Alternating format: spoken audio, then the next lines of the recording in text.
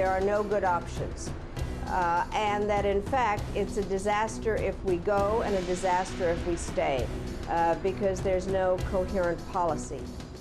Welcome back to Inside Iraq. On the eve of the 5th anniversary of the invasion of Iraq, we are discussing the impact and long-term ramification of the invasion of Iraq with Imad Khadouri, Saaduddin Ibrahim, Najib Al-Neaimi, and Mirembe Nantengo.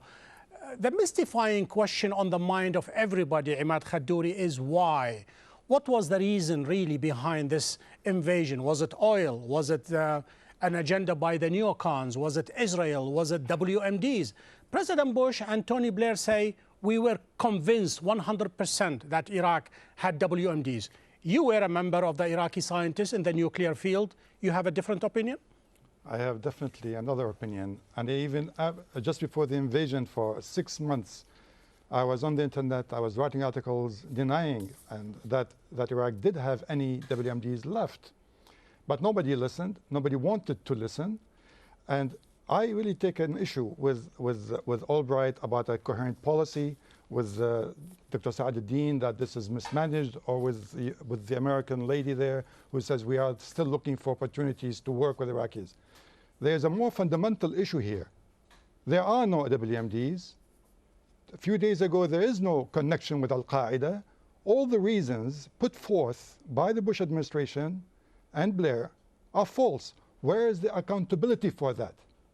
One New York governor goes on a tryst, and he's impeached immediately, practically. And here we have war crimes committed against Iraq, and nobody is raising a legal issue on this. Therefore, what I'm saying is there's a much more fundamental dichotomy by the occupation of Iraq that is not being raised, not being challenged, and that is accountability. Mirembe, Dr. Imad, he wants his pound of flesh. He wants retribution. He wants compensation. He wants somebody to be accountable for the hundreds of thousands of Iraqis who lost their lives.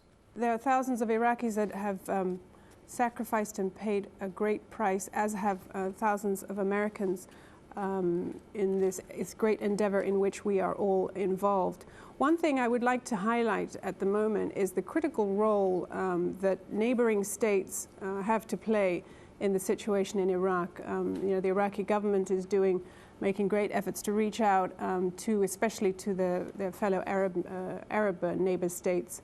And this is something that we obviously would very much like to encourage as part of the neighbors process, which, as you know, began in May in Sharm el-Sheikh, again in November, and now we have another meeting coming up in Kuwait in April. It's really important that the Arabs, the neighboring states, the Arab states, look at the situation in Iraq, look again at the situation in Iraq, and consider what their role should be in the future of Iraq. We have right now, Right now that we have just finished, we have just seen the end of the works of the Arab parliamentarian meeting up in the north of Iraq, and this is very encouraging. But it is a disappointing fact that at the moment we don't have a single Arab ambassador. Well, what has been broken by the Americans in Iraq should not be hanging on the head of the Arab leaders to remedy your mistakes. Arab leaders, it's not their business what you break it, they have to fix it for you. I think what the Arab leaders have to now to salvage what is left actually of the destruction have been made by the American army, to salvage it in a way to get back again the society to come together and to stop, the civil war between different groups. This is what the Arabs are supposed to do, not really try to clean up what the Bush administration have done. And I hope, the next government should really get out and fix it in a proper way. Before Mirembe answers this, I will come back to you, Mirembe. Hold on just a second, if you don't mind. Dr. Saaduddin, the French foreign minister, Mr. Kushner, just 2 days ago gave an interview to the International Herald Tribune. He said the magic has gone out of the United States, and he's doubtful very much whether that image is going to be ever repaired. Well, of course, he is quite right that the U.S. lost the moral high ground that it has enjoyed since its creation as defender of freedom, a defender of democracy, and so on.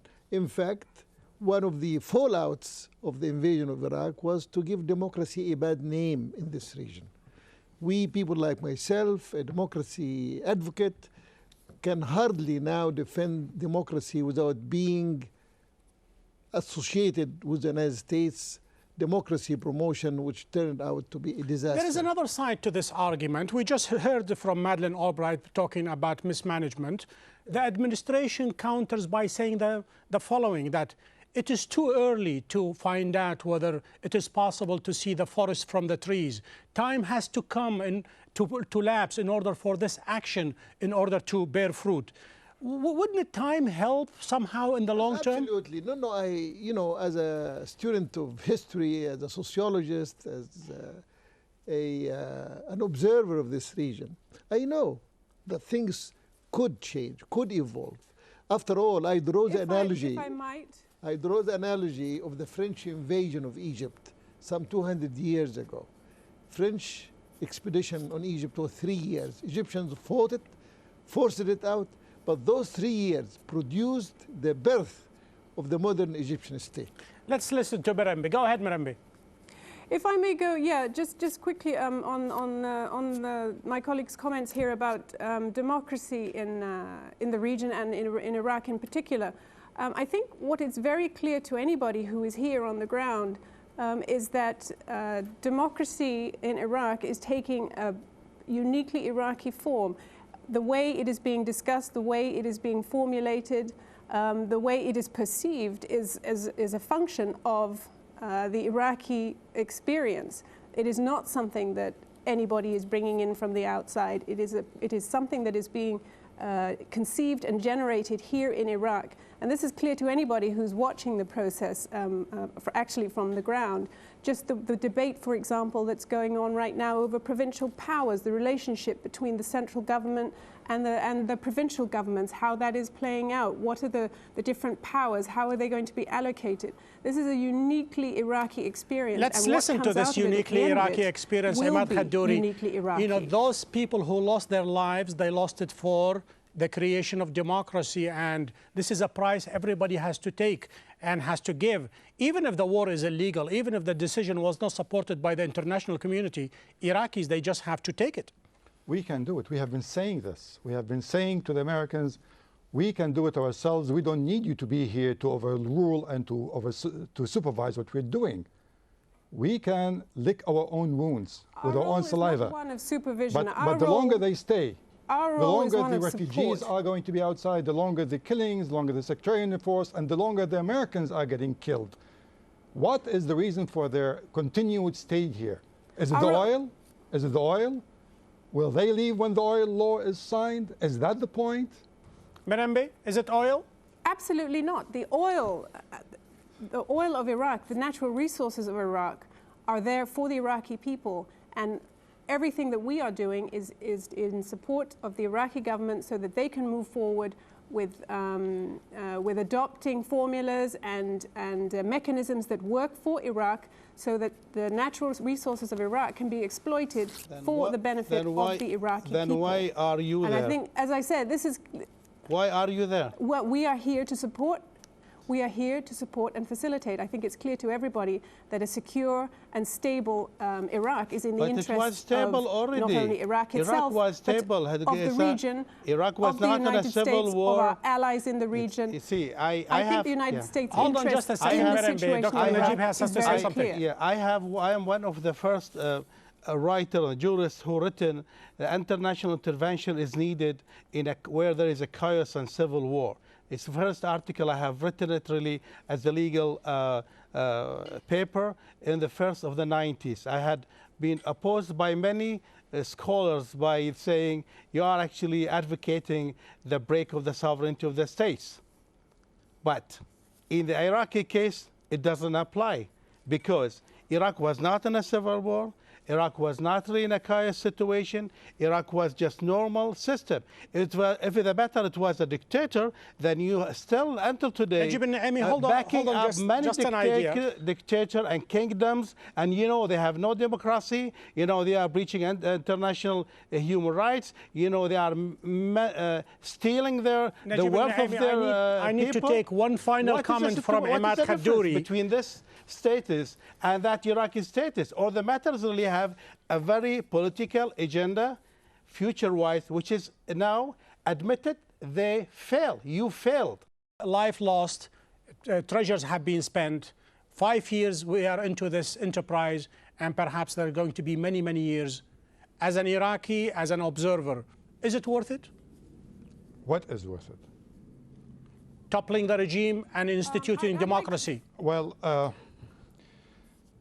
it is indeed that it was difficult to foresee what will happen after Saddam leaves, whether internally or externally. We always wondered about that when we talked about it. We knew the situation was explosive. But none of us imagined the bitterness of what is happening now, the loss that has been incurred by Iraqis, their people, their history, their unity. But in Iraq, there's a very strong Iraqi core. As Dr. Najib said, it's built upon centuries and centuries of heritage. It's very solid Iraqi. And we will rebuild ourselves once we are let alone. Let me get a final 30 seconds comment from Merembe and from Dr. Saadeddin Ibrahim. Make it short, Merembe. Yeah, well, coming out of 30 years of Ba'athist rule that was essentially a deconstruction of Iraqi society, this is a society that really has been deeply traumatized, and it has been deconstructed. What we're witnessing now is, as my colleague just said, in the way is a regeneration, it's a rebirth. And I think on many different levels, there is still a lot of work to be done. Saadeddin Ibrahim, is this the pangs of new birth in Iraq? The way forward is clear. Absolutely. I am very confident that the Iraqis will pull together. I've lived in Iraq. I know the Iraqis. I know Imad for 30, 40 years. I know many intelligentsia. And I have a lot of confidence in the Iraqis that they will pull together and move forward. Saadeddin Ibrahim, Imad Khadduri, Najib Al-Neaimi, Merembe Natango, thank you for being guests on Inside Iraq. To access the show and to send us your comments, please go to aljazeera.net/English. That's all the time we have for this week. Join me next week when we take another look inside Iraq. Goodbye.